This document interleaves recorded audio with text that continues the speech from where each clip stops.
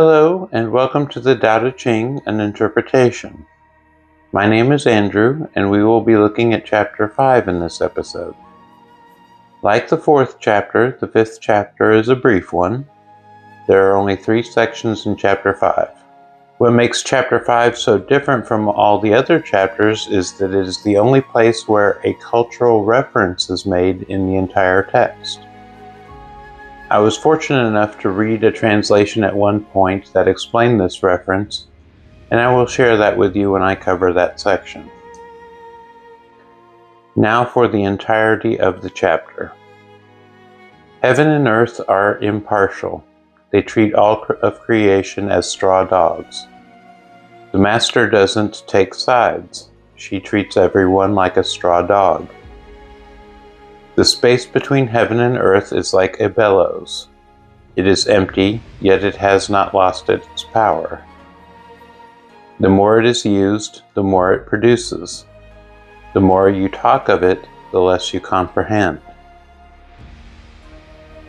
It is better not to speak of things you do not understand. There it is, not a whole lot to it. But did you catch the cultural reference? Without some explanation, the passage does not make a whole lot of sense. Let's look at the first section in detail. Heaven and earth are impartial. They treat all of creation as straw dogs. The master doesn't take sides. She treats everyone like a straw dog. Okay, heaven and earth being impartial makes a whole lot of sense. But what is this reference to straw dogs? From what I understand, straw dogs, at least when this was written, were used for sacrifices. It is something that can be created and burned without sacrificing a living creature. So heaven and earth being impartial makes more sense. Everything can be sacrificed. Everything is expendable. This is not to say that everything should be sacrificed. It is just that things come into your life and leave your life, and that is fine. Like Chapter 2 said about things coming and going from your life. Everything is expendable. Nothing is permanent. The world changes. Nature changes. This impartiality is seen in the creation and destruction in nature. Nature does not care about the trees. If they get blown down in a storm, the tree dies and rots and is replaced by other trees. Life and nature go on. Likewise, the master sees things the same way. They are impartial. They do not take sides.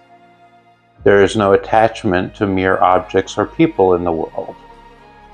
They come and go from the master's life, and the master allows that. The last phrase of the section does not mean that the master should go around sacrificing people as if they were straw dogs. That would be ridiculous. It is a matter of seeing everything and everyone as being a part of nature. It is seeing them as things that come and go from their life, like a straw dog that is offered as a burnt offering. The second section of the chapter revisits a previous concept as well. The space between heaven and earth is like a bellows. It is empty, yet has not lost its power. The more it is used, the more it produces. The more you talk of it, the less you comprehend. If you recall from Chapter 1, the discussion about the boundary of heaven and earth, this section goes into that concept a little more. It uses an analogy about a bellows. Bellows are empty, but that is what they need to be. Without that emptiness, they would not work. That is its power, its emptiness. This is like the space between heaven and earth. Its power is in its emptiness. From emptiness comes all things.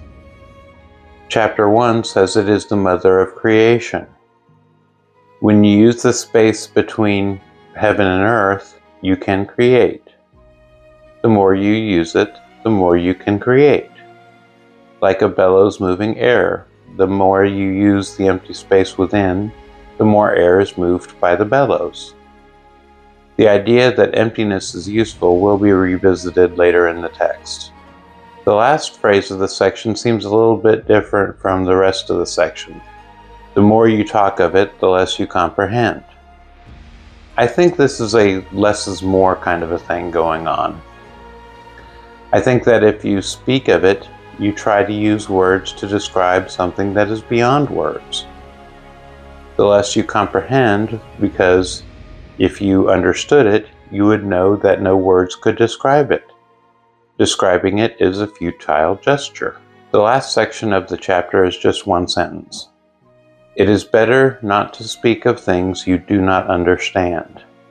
You have probably heard this sentiment in different ways, but the core idea is still the same. Do not speak of things you do not understand. Pretty good advice. It is like the saying, it is better to remain silent and look the fool than to open your mouth and remove all doubt.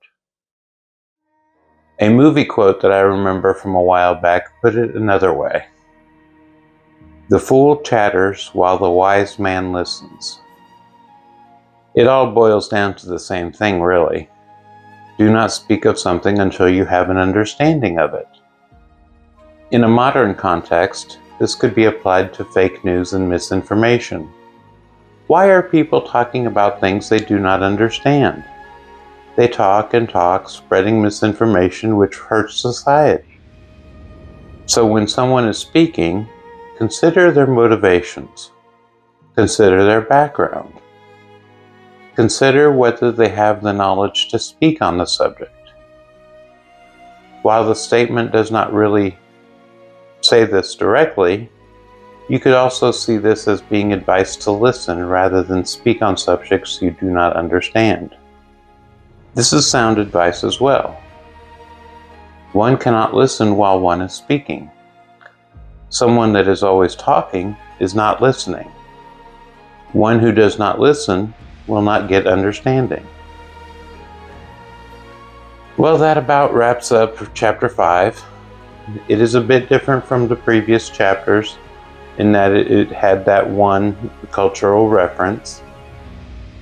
It also had an old saying that people may have heard before, but just never known where it came from. There are several of those throughout the book. As always, I'd like to finish by pointing out that these interpretations are my own. I come to these interpretations because of my life experiences and thoughts. You may have a different interpretation of the text. That is wonderful. Form your own thoughts on the passages in these videos. Mine may guide you. You may think they are complete rubbish. That is fine as well. These thoughts are just a starting point. I would like you to share your thoughts in the comments for this video if you would like.